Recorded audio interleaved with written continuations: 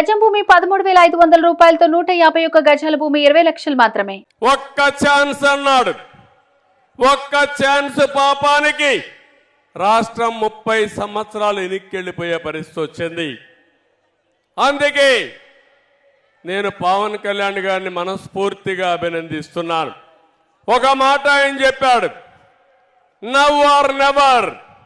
ఇప్పుడు కానీ మనందరం కలవకపోతే, వైసీపీ వ్యతిరేక ఓటు చీలకుండా కాపాడుకోకపోతే ఈ రాష్ట్రాన్ని కాపాడలేమని బేషరతుగా ముందుకొచ్చిన వ్యక్తి పవన్ కళ్యాణ్ గారు. దానికి మనస్ఫూర్తిగా అభినందిస్తున్నానని చెప్పి నేను మీకు తెలియజేస్తున్నా.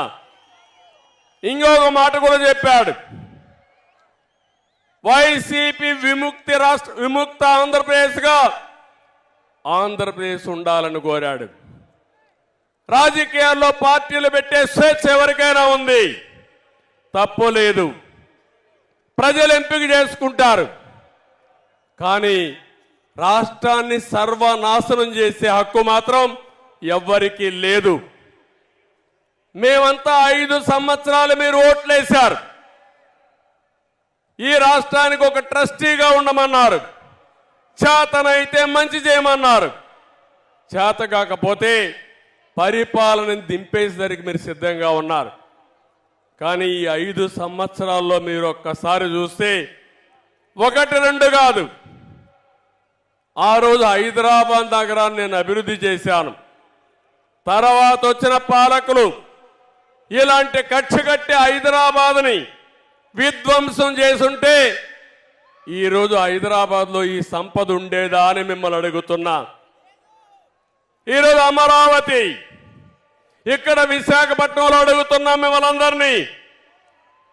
ఈరోజు మన రాజధాని ఏదని మిమ్మల్ని అడుగుతున్నా. ఆ రోజు మీరందరూ ఒకే మాట చెప్పారు. అమరావతి నేను ప్రపోజ్ చేసినప్పుడు అమరావతి ఆంధ్రప్రదేశ్ రాజధానిగా ఉంటుంది, విశాఖపట్నం ఆర్థిక రాజధానిగా ఐటీ హబ్గా ఉంటుందని మీరే సహకరించారు. అవునా కాదా అని మిమ్మల్ని అడుగుతున్నా. ఇప్పుడు చెప్పండి, 3 ముక్కలు ఆటాడాడు ఈ ముఖ్యమంత్రి. అమరావతిని సర్వనాశనం చేశాడు ముఖ్యమంత్రి. ఈరోజు ఇక్కడికి వచ్చి నేను వారం 10 రోజులు విశాఖపట్నంలో బస్సులో ఉండి ఉదువు తుఫాను వల్ల నష్టపోతే మళ్ళీ పూర్తిగా కోలుకున్న తర్వాత ఇక్కడి నుంచి వెళ్ళారు. ఈయన రాక మునిపే రిషికొండ మొత్తం నాశనం చేసి రిషికొండ బోడిగొండగా తయారు చేసి ఒక ముఖ్యమంత్రి విలాసం కోసం 500 కోట్ల రూపాయలు ఖర్చు పెట్టి హక్కు ఎవడిచ్చాడని మిమ్మల్ని అడుగుతున్నా. బాధ అనిపించదాని అడుగుతున్నా. ఒకసారి ఆవేదన గుండెలు పిండేసినట్టు ఉంటుంది ఇవన్నీ తలుచుకుంటే. ఏంటి అరాచకం, ఎక్కడికి తీసుకుపోతున్నారు ఇవన్నీ? అమరావతి పూర్తిగా నిర్వీర్యం అయిపోయింది, విధ్వంసం అయిపోయింది. ఇంకో పక్క పోలవరం రాష్ట్రానికే వరం.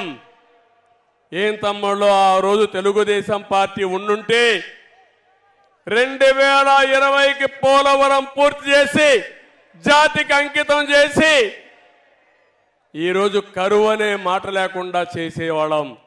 అది పోయింది. ఇంకో పక్క విద్య, వైద్యం, ఆరోగ్యం అన్ని కూడా మీరు చూస్తే వ్యవస్థలన్నీ భ్రష్టు పట్టాయి. ఇప్పుడే పవన్ కళ్యాణ్ గారు ఒక లిస్ట్ అంతా కూడా చెప్పారు. మేము మేనిఫెస్టోలో ఏమేం చేయబోతామో స్పష్టంగా ఆలోచించి తొందరలోనే ఉమ్మడి మేనిఫెస్టో తయారు చేస్తామని వారు చెప్పారు. రోడ్ల వ్యవస్థ పూర్తిగా భ్రష్టు పట్టింది. నేను ఒక్క సెక్టర్ చెప్పడం లేదు, రాష్ట్రంలో ప్రతి ఒక్క సెక్టర్ కూడా పూర్తిగా దెబ్బతిన్నాయి. ఎక్కడికక్కడ విధ్వంసం పాలయ్యే పరిస్థితి వచ్చింది. కడాన మీరు ఒకసారి చూస్తే ఇసుక, లిక్కర్ కానీ అన్ని విషయాల్లో కూడా స్వార్థం కోసం రాష్ట్రాన్ని భ్రష్టు పట్టించి మొత్తం దెబ్బతినే పరిస్థితికి వచ్చాం. వైఎస్ఆర్ కాంగ్రెస్ పార్టీ అబద్ధాల పునాది మీద నిర్మాణం చేసిన పార్టీ ఆ పార్టీ. నేను అడుగుతున్నా, ఎన్నికల ముందు ప్రత్యేక హోదా సాధిస్తానని చెప్పారా లేదా? మీరు సాధించారా అని అడుగుతున్నా. ఇంకో పక్క రైల్వే జోన్ సాధిస్తామని చెప్పారా లేదా? మీరు ఇచ్చారా అని అడుగుతున్నా. మద్యపాన నిషేధం పెట్టిన తర్వాతనే నేను ఓటు అడుగుతానని మద్యపానం పైన వచ్చే ఆదాయాన్ని తాకట్టు పెట్టి అప్పులు చేసే పరిస్థితికి వచ్చారు.